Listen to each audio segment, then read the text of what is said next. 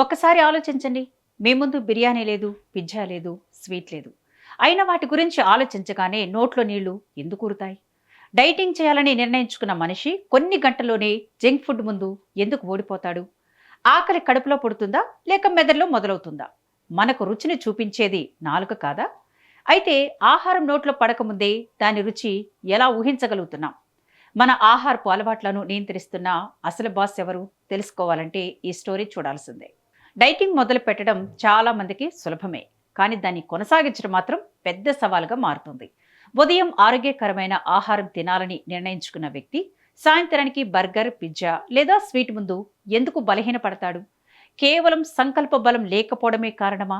లేక మన శరీరంలో మెదడులో జరిగే కొన్ని ప్రక్రియలు మనల్ని ఆ దిశగా నడిపిస్తాయా అనే ప్రశ్నలకు సమాధానం వెతికే ప్రయత్నంలో శాస్త్రవేత్తలు ఆసక్తికర విషయాలను గుర్తిస్తున్నారు. సాధారణంగా మనం ఆహారం రుచిని నాలుక నిర్ణయిస్తుందని భావిస్తాం. తీపి, కారం, ఉప్పు, చేదు వంటి రుచులను నాలుక గుర్తించి మెదడుకు పంపుతుందని తెలుసుకుంటాం.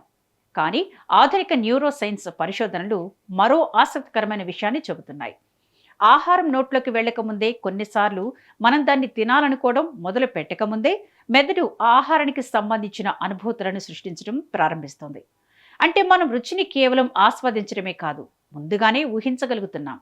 మీకు ఇష్టమైన బిర్యానీ, కాఫీ, ఐస్ క్రీం లేదా స్వీట్ గురించి ఒక్కసారి ఆలోచించండి. ఆహారం మీ ముందు లేకపోయినా దాని రుచి, వాసన, తినేటప్పుడు కలిగే అనుభూతి మనసులో మొదలుతుంది.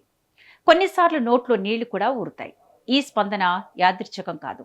మన మెదడులో గత అనుభవాలు నిల్వ ఉండే ప్రాంతాలు, రివార్డ్ సిస్టమ్, సెన్సరీ నెట్వర్క్లు కలిసి పనిచేసినప్పుడు ఈ అనుభూతి ఏర్పడుతుంది. ఆహార విషయంలో మనిషి మెదడు ఒక అద్భుతమైన ముందస్తు అంచనా యంత్రంలా పనిచేస్తుంది. మనం చూసినది, వాసన చూసినది, గతంలో ఆస్వాదించినది అన్నిటినీ కలిపి భవిష్యత్తు అనుభూతిని ముందుగానే నిర్మిస్తుంది.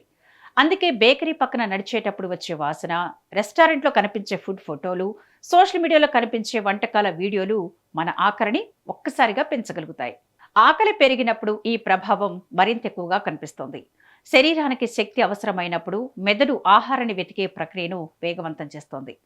ఈ సమయంలో కేవలం తినాలనే కోరిక మాత్రమే కాదు, ఆహారానికి సంబంధించిన మానసిక చిత్రాలు కూడా స్పష్టంగా మారుతాయి. మనం తినబోయే ఆహారం ఎంత రుచిగా ఉంటుందో, దాన్ని తిన్న తర్వాత ఎంత సంతృప్తి కలుగుతుందో మెదడు ముందుగానే అంచనా వేయడం ప్రారంభిస్తుంది. ఇందుకే చాలా మంది డైటింగ్ సమయంలో అత్యంత కష్టమైన పరిస్థితిని ఎదుర్కొంటారు.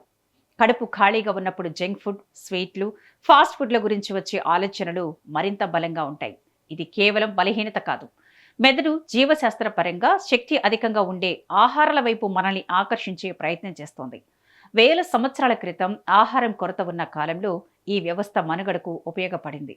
కానీ ఆధునిక ప్రపంచంలో అధిక క్యాలరీల ఆహారం ఎక్కడ చూసినా అందుబాటులో ఉండడంతో ఇదే వ్యవస్థ కొన్నిసార్లు సమస్యగా మారుతుంది. ఆహారం అనుభవం అనేది కేవలం రుచితో ముగిసిపోదు.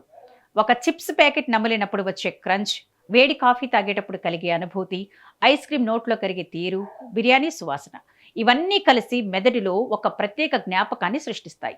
అందుకే కొన్ని ఆహారాల గురించి ఆలోచించినప్పుడు కేవలం రుచి మాత్రమే కాదు, వాటి స్పర్శ, వాసన, రూపం కూడా గుర్తుకు వస్తాయి. శాస్త్రవేత్తలు చెబుతున్న మరో ఆసక్తికరమైన విషయం ఏంటంటే, మనం చాలాసార్లు ఆహారం రుచిని కంటే దాని టెక్చర్ని ఎక్కువగా గుర్తుంచుకుంటాం. క్రిస్పీగా ఉండే పదార్థాలు, మృదుగా ఉండే స్వీట్లు, నమలేటప్పుడు ప్రత్యేక అనుభూతినిచ్చే ఆహారాలు మెదడులో బలమైన గుర్తింపును పొందుతాయి. అందుకే కొన్ని బ్రాండ్లు తమ ఉత్పత్తుల రుచి కంటే అనుభూతిపైనే ఎక్కువగా దృష్టి పెడతాయి. మెదడులో డోపమైన్ అనే రసాయనం కూడా ఇక్కడ కీలక పాత్ర పోషిస్తుంది. మనకిష్టమైన ఆహారం కనిపించినప్పుడు లేదా దాని గురించి ఆలోచించినప్పుడు డోపమైన్ విడుదల కావడం ప్రారంభమవుతుంది. ఇది ఆనందం, ఆశ, ప్రతిఫలం పొందబోతున్నామని భావన కలిగిస్తుంది.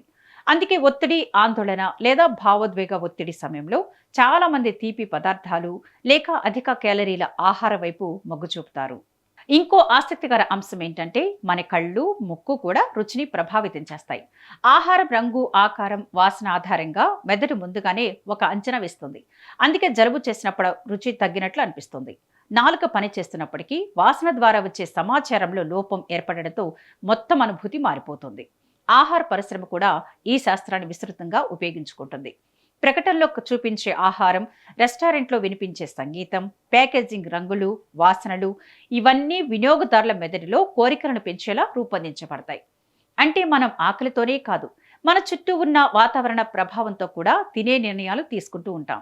అయితే ఈ విషయాలు తెలుసుకోవడం ద్వారా ఆరోగ్యకరమైన ఆహారపు అలవాట్లను పెంపొందించుకోవచ్చు.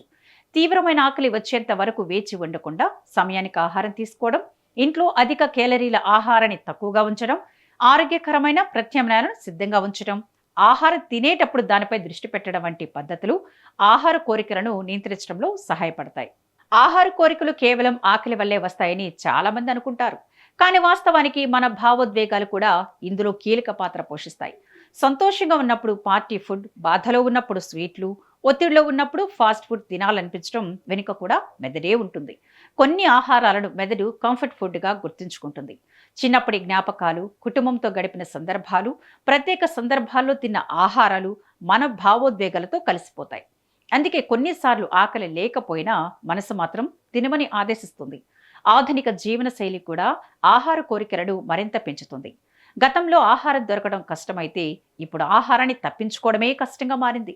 స్మార్ట్ ఫోన్ ఓపెన్ చేసిన ఫుడ్ వీడియోలు, బయటికి వెళ్ళిన రెస్టారెంట్ బోర్డులు, ఇంట్లో టీవీ చూసినా ఫుడ్ యాడ్స్ కనిపిస్తూనే ఉంటాయి. ఇవన్నీ మన మెదడుకు నిరంతరం సంకేతాలు పంపిస్తూ ఉంటాయి. ఫలితంగా శరీరానికి అవసరం లేకపోయినా మెదడు మాత్రం ఆహారం కోసం ఆసక్తి చూపించడం ప్రారంభిస్తుంది. దీనిని కొందరు నిపుణులు విజువల్ హంగర్గా కూడా అభివర్ణిస్తున్నారు. నిద్రలేమి కూడా ఆహారపు అలవాట్లపై తీవ్ర ప్రభావం చూపుతుందని పరిశోధనలు చెబుతున్నాయి. తగినంత నిద్ర లేకపోతే ఆకలిని నియంత్రించే హార్మోన్ల సమతుల్యత దెబ్బతింటుంది. దీంతో శరీరానికి అవసరమైన దానికంటే ఎక్కువ ఆహారం తీసుకునే ప్రమాదం పెరుగుతుంది. ముఖ్యంగా చక్కెర, కొవ్వు ఎక్కువగా ఉండే పదార్థాలపై ఆసక్తి పెరుగుతుంది. అందుకే ఆరోగ్యకరమైన ఆహారం తీసుకోవాలంటే కేవలం డైట్ ప్లాన్ సరిపోదు. మంచి నిద్ర, మానసిక ప్రశాంతత, శారీరక చురుకుదనం కూడా అంతే అవసరం.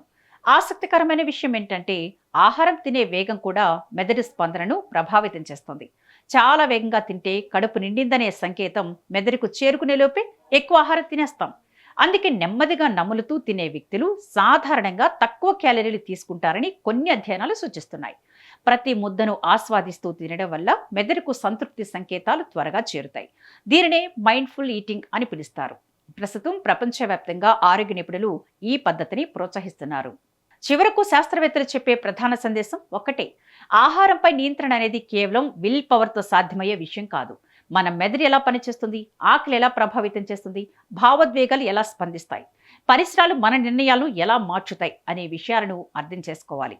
ఎందుకంటే మన రుచిని ఆస్వాదించేది నాలుకతో కాదు, ఆ రుచికి అర్థం ఇచ్చేది, దాన్ని గుర్తించేది, మళ్ళీ కోరికనలు చేసేది మన మెదడే. అందుకే ఆరోగ్యకరమైన జీవన శైలికి మొదటి అడుగు కడుపును కాదు, మన మెదడును అర్థం చేసుకోవడమే అంటున్నారు నిపుణులు.